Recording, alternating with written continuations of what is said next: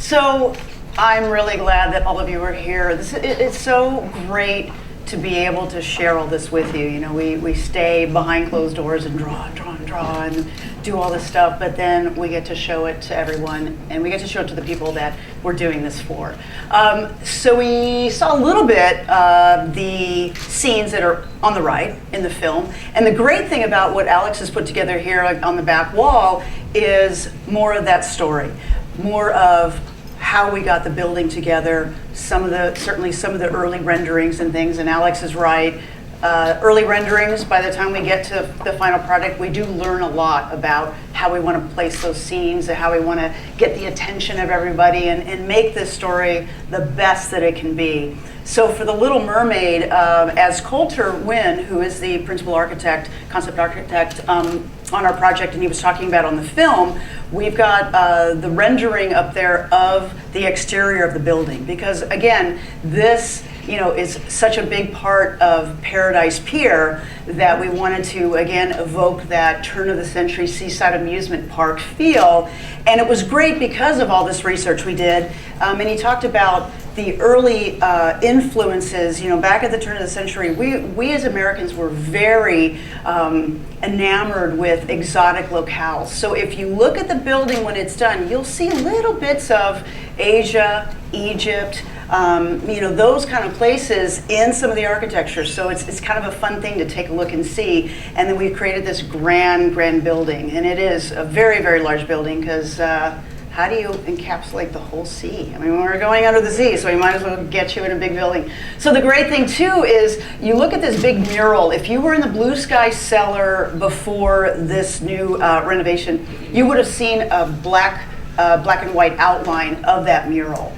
This is really neat because you get to see the full-size color mural, and what that is the mural when you get onto the vehicle in our load area.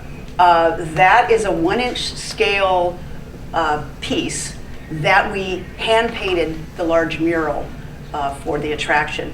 That 1-inch scale is 86 inches. So that mural is 86 feet in the load area, hand-painted, and it'll blow you away. It is wonderful. And what it does is it places you in Ariel's world. You get the sense that, okay, I know where I am. I'm by Eric's castle. She's out there in the ocean, and I'm starting to get that story. And then you load onto the vehicle. A couple other things I hope that you had a chance to look at, and if not, you got to go see these, is we do have the model, the 1/4 inch model that was the very first study of the Little Mermaid, where we got to figure out where all the scenes are and how the ride vehicle is going to go through. So you can see that early stages, and you'll see it's a little dinged up because it is a working model. And we don't create these things for beauty and perfectness. I mean, that actually was carried around from room to room and place to place, and we leaned on it and poked on it and all that stuff because that was what we needed to get this show on the road. But the other thing is, did everybody see the Ursula scene over here? This is amazing. This was from the scene from our 1-inch model. So we start with a 1/4 inch model, get it all done in kind of a small size. Then we go to a 1-inch per foot model. So every inch in that scene is actually 1 foot. So when you look at that, Ursula's lair, which that scene represents, like I said, is from the model. That's actually scene 6.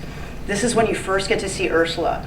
The attraction goes into blacklight at that point because it's perfect. Ursula is there. I know, it's kind of scary. And of course, she gets to sing. Who knows? Poor unfortunate. So I won't do it. But anyway, she's in there in black and white. If you look again with that 1-inch to 1 foot scale in mind, she's a big girl. She's like 12 feet wide and like 8 feet tall when you go to see her in person in this attraction. And she's going to be waiting for you, and she's going to be singing for you. So that model, again, was part of our inspiration. And when you see it in little scale, then you're probably going to be right along with us, excited to actually be able to go undersea and experience Ariel and all of her friends. So again, I invite you to look at a lot of these drawings. And actually we have a piece of art glass, which is a sample, and that art glass is part of our marquee. So when you go into the dome that's still there, that we kept from the old attraction and built our building onto, it's instead of just a regular marquee that lights up and is steel or whatever, it's actually art glass that's custom made, and that's a little piece of what it's going to look like. And again, why? Because it looks like sea glass. It evokes kind of that beautiful, kind of dainty but sturdy kind of feel. And again, it's all about color. It's all about light. Light coming through the water, light coming through the glass. So that's why we made that decision to use that glass for the marquee. Have fun. Come back, definitely. Take your time, spend it around here. Look at this fantastic map too, because there are lots of things that you'll catch. You have to watch it for a little while, and I won't say what. But anyway, I'm just really glad that you're here. I cannot wait for all of you to come back too and go through this attraction, and I want to hear from every one of you about how you like it as well. So thank you, and Lisa, thank you so very much. Thank you very, very much.